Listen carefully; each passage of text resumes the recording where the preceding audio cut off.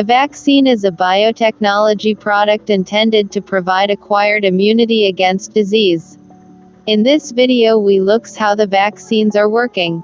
A vaccine works by training the immune system to recognize and combat pathogens, either viruses or bacteria. To do this, certain molecules from the pathogen must be introduced into the body to trigger an immune response. These molecules are called antigens, and they are present on all viruses and bacteria. By injecting these antigens into the body, the immune system can safely learn to recognize them as hostile invaders, produce antibodies, and remember them for the future. If the bacteria or virus reappears, the immune system will recognize the antigens immediately and attack aggressively well before the pathogen can spread and cause sickness. The herd immunity imperative. Vaccines don't just work on an individual level, they protect entire populations.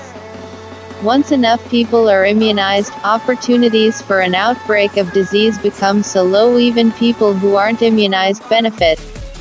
Essentially, a bacteria or virus simply won't have enough eligible hosts to establish a foothold and will eventually die out entirely.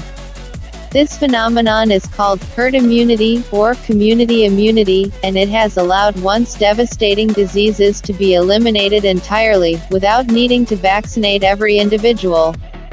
This is critical because there will always be a percentage of the population that cannot be vaccinated, including infants, young children, the elderly, people with severe allergies, pregnant women, or people with compromised immune systems.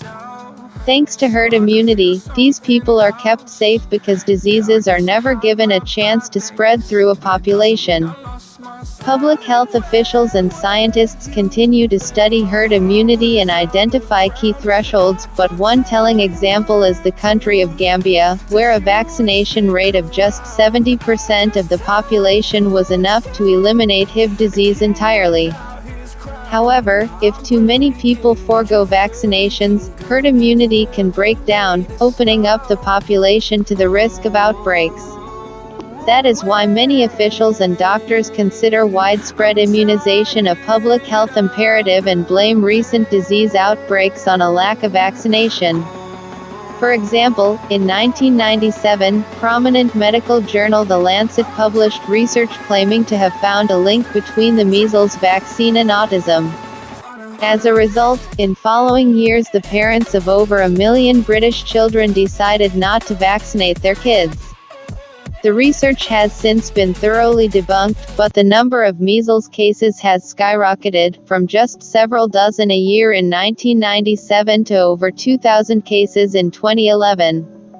Similar outbreaks have occurred throughout the United States, involving both measles and whooping cough, with doctors and officials blaming low rates of vaccination.